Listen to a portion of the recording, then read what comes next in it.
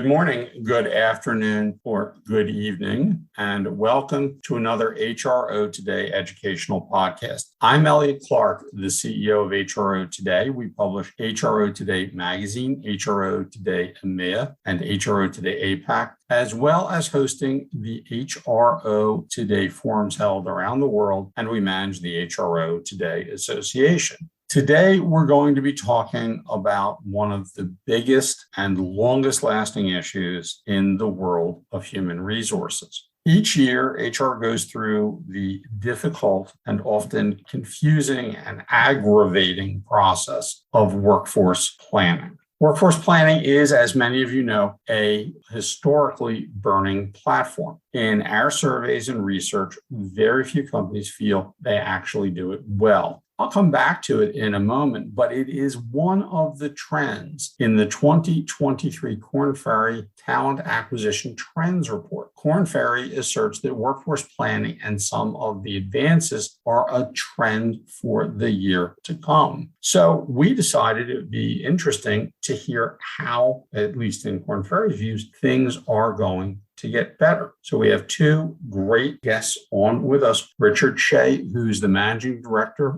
of Search in EMEA for Korn Ferry. He's a Global Managing Director for Projects within Korn Ferry as well. He's been with the firm for 15 years and runs some of their largest and most complex global projects and works in their EMEA region. And we also have Iktimal Daneshvar. Iktimal is the Vice President of Recruitment Process Outsourcing for the Middle East and Africa. Iktimal has more than 21 years experience working with some of the world's leading companies to re-engineer and reimagine their talent acquisition strategy, systems, and processes. She actually started her career with the Australian state government departments, working in public policy and corporate governance. Now she works at the Korn Ferry office in Dubai. So she's going to be able to bring in some perspective about how workforce planning is being done in some of the most rapidly growing economies in the world. So let me welcome Richard and Iktimal to the podcast. Welcome. Good afternoon, Elliot. Hi, Elliot. Thanks for having us.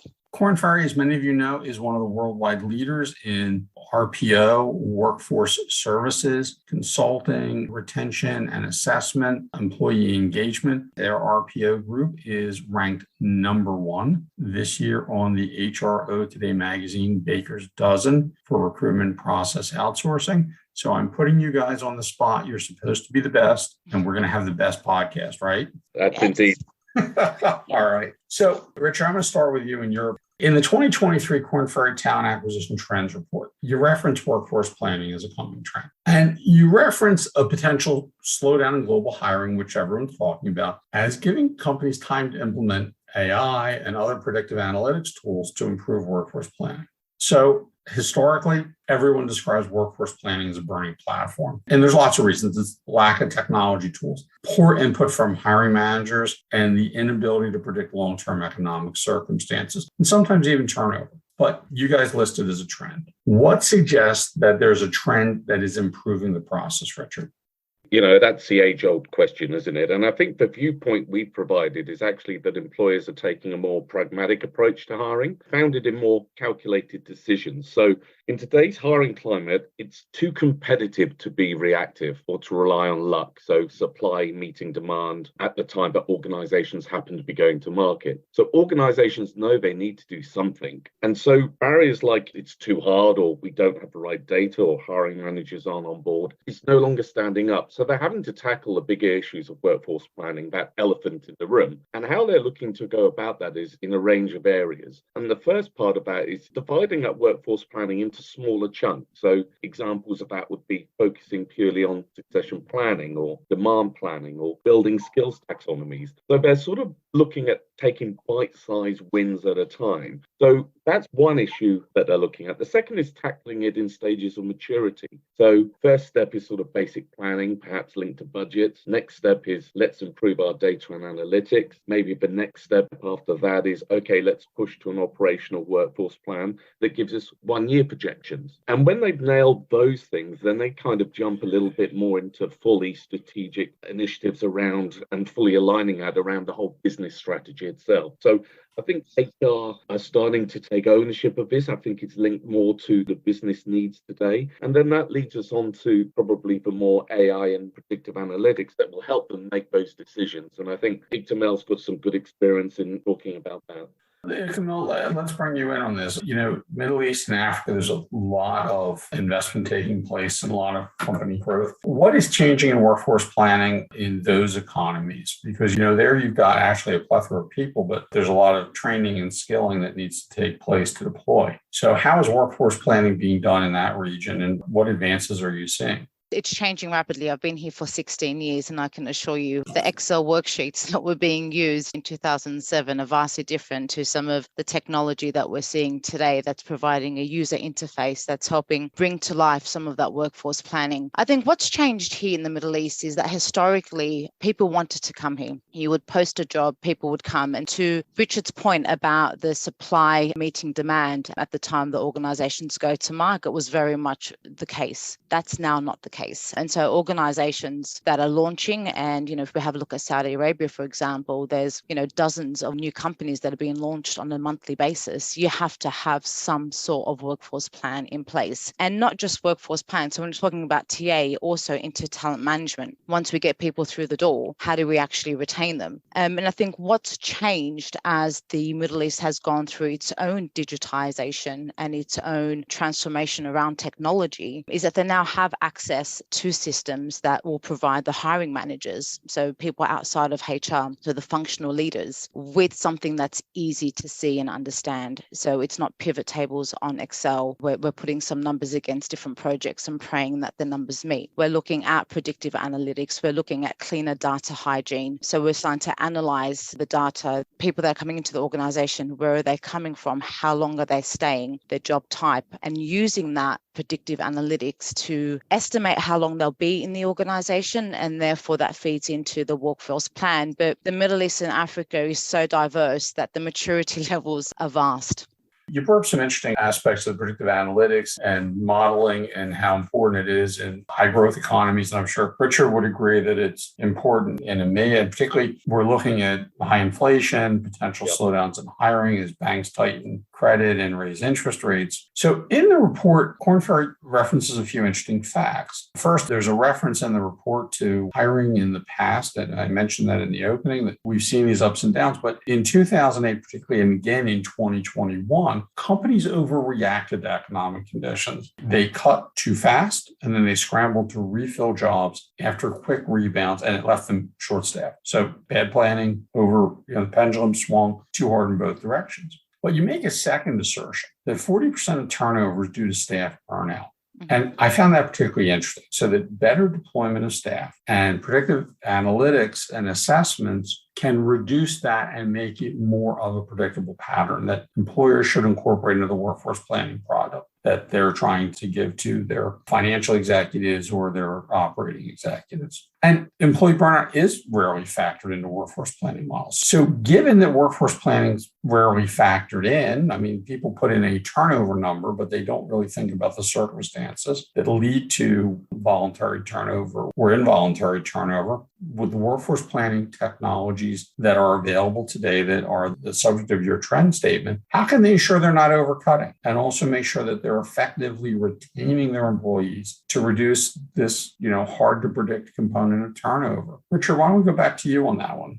And that's a great question, and part of the trends that we highlighted on the burnout piece. And I think there's a range of options open to organizations when they're talking about a flexibility around their workforce plan. And, you've got the old adage that no battle strategy succeeds as soon as it contacts the enemy. And with regards to opportunities in the market, with regards to the big swings we've seen, certainly in 2021, with regards to cutting headcount and then increasing that headcount, one of the things we've seen is that whole trend between TA and TM, so that talent management and actually managing your talent in the business. And that moves on to that whole burnout piece as well, making sure that you have enough people in enough accessible roles to be able to conduct that piece of business. But more importantly, to be able to give them access to opportunities, career pathways, taxonomies, all of those sort of things that will keep those employees engaged, will keep them accessible to those opportunities in those organizations, but to also keep them in that organization for longer. So the less opportunity those employees have to look elsewhere, and the way that you can retain those employees will give you a more steady workforce to compile alongside that workforce plan. Iktimal, let me go to you. Are you Yeah. seeing the same kinds of trends and the growing sophistication in the approach?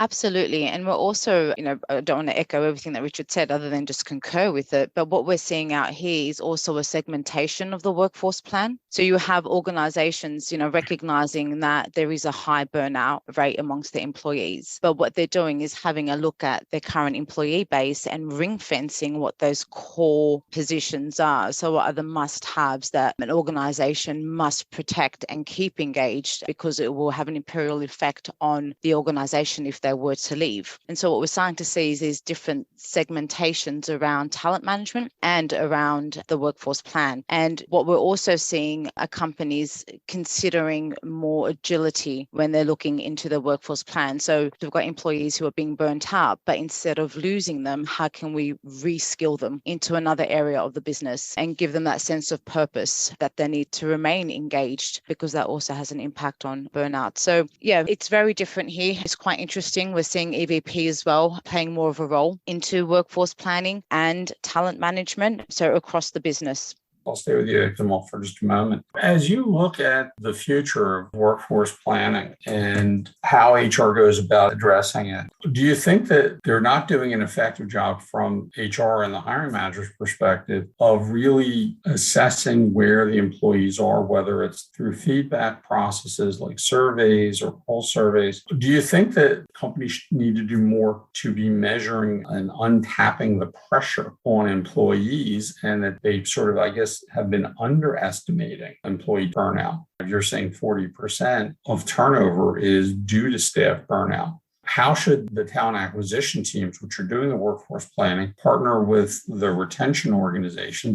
Korn Ferry is particularly well positioned to have that conversation because you folks provide services in TA and learning and development and talent management. What should that partnership from a best practice perspective look like? I think when we're talking about the employee life cycle, so a hire to retire, what we need to be doing is bringing all the key players around the table. When we've had a look at workforce planning historically, it was a HR and a finance exercise that was done based on numbers, and the human element behind those numbers weren't ever taken into consideration. The landscape has changed now. When we have a look at what keeps employees engaged, it's a sense of purpose. And so that purpose needs to be built into all of the conversations that organizations are having when it comes across talent acquisition life cycle. So when we're talking about workforce planning, what do we have in the organization from a talent management perspective? Where do we want to go? How are we actually assessing the skills of our employees and hearing from our employees to understand what skills they would want to learn? The 360 surveys and the pulse surveys, are they being used effectively? Not by many organizations that I come across with. And I don't know, Richard, whether you have a different view on that from where you sit. But with me, employee voices are still not heard.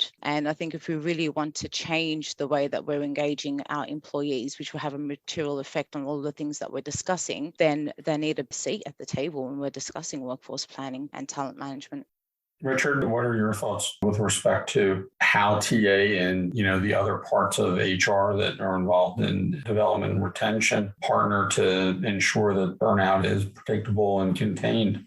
Well, I think that there's a much better link in today's organizations with regards to TA and TM. So the talent acquisition teams, the recruitment teams working alongside the HR teams. And I think leveraging all of the data they have, be that AI and predictive analytics, plus also historical data. And Iktimal mentioned it earlier as well, and really encapsulating a broader view around reskilling, upskilling their current teams as well. Part of the burnout is really around two things. One, the amount of employees you have doing a specific role or job. And then second, the amount of time they're doing that, be it daily, weekly, monthly, yearly. So you get burnouts from being understaffed, and you get burnout from, not having anywhere to take people into their next role. So the upskilling and reskilling part is really important, because it's not so much really around sometimes the supply and demand, it's more around what you do within that organization. And I think HR have a bigger part to play in that TM piece. And then that whole piece, if you add with the technology and the predictive analytics and the voice of the employee, can move forward into a more predictive workforce plan. All right, all good points. We're sort of running up on time, so we could actually continue on, and maybe we should, talking about this issue of workforce planning, how to make better, how to manage all the components of it, including, as we just discussed, employee turnover and burnout. But for those of you out there in our listening audience, there are lots of components and lots of predictive analytics that go into workforce planning. One of the problems has been that we get bad data in. I think Korn Ferry makes a point that that data is improving and there are better tools out there. So you should be starting to have more effective planning as you look at your 2023 hiring and turnover models. I want to thank Richard Shea and Iktimal Daneshvar from Korn Ferry. Thank you so much, folks, for taking part in the podcast. Absolute pleasure. Thank you. Thank you very much. This is Elliot Clark. I'm signing off now, but we look forward to you joining another HRO Today educational podcast as we continue to explore the trends that are coming in 2023 and help you sort through what challenges you will face and what opportunities you have. Once again, thank you, and we'll look forward to having you on our next HRO Today educational podcast.